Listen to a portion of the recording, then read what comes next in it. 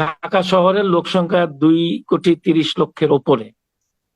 যখন এই জনঘনত্বের এই অবস্থা ঢাকা শহরে, যখন ঢাকা শহরকে বলা হয় সিটি অফ মস্ক, এখন আমরা বলছি ঢাকা শহর হচ্ছে সিটি অফ সিগারেট। খুবই সঙ্গত ভাবেই আমরা এই কথা বলতে পারি, কারণ আমি যে জনস্বাস্থ্যের কথা যদি বিবেচনায় নেই, স্যার বলছিলেন যে উৎপাদন থেকে শুরু করে যিনি গ্রহণ করেন প্রত্যেকেই, এবং প্রক্রিয়ার মধ্যে যারা থাকেন প্রত্যেকেই তামাকের যে বিষ বাষ্পের ঝুঁকিতে থাকেন।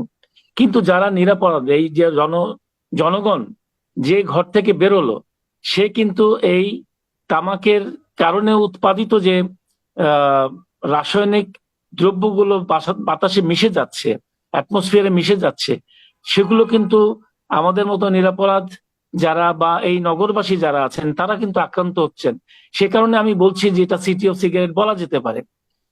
হিসাব করে দেখা গেছে যে তামাকের কারণে যে ধরনের কেমিক্যালস গুলো বাতাসে মিশছে, বিশেষ করে কার্বন মনোক্সাইড, কার্বন ডাইঅক্সাইড বা নাইট্রোজেন ডাইঅক্সাইড, এই জাতীয় রাসায়নিক দ্রব্য বাতাসে মেশার কারণে প্রতিদিন আমরা যদি 22 স্টিক সিগারেট গ্রহণ করি, তাহলে যে রাসায়নিক পদার্থ আমার শরীরে আসবে, আমি সিগারেট গ্রহণ না করার কারণে এই পথচারী হয়ে ওই এলাকার অধিবাসী, আমি দুঃখ প্রকাশ করছি, সমবেদনা প্রকাশ করছি ডক্টর আমাদের মাহফুজ স্যারের ব্যাপারে, যে উনি ওই এলাকায় থাকেন, কিন্তু শুধুমাত্র ওই এলাকায় না, আশেপাশের এলাকাও কিন্তু আক্রান্ত হচ্ছে, পথচারী আক্রান্ত হচ্ছে, নগরবাসী আক্রান্ত হচ্ছে।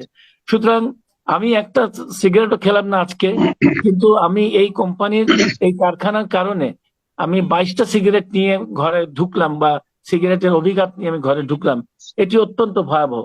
সুতরাং এই সিটি অফ সিগারেট এর হাত থেকে যদি আমরা মুক্ত থাকতে চাই, তাহলে আমাদের এখান থেকে একেবারে নগরের যে প্রাণ একদম কেন্দ্রে এই কারখানাটি আছে, এটি সরিয়ে নেওয়া খুবই জরুরি।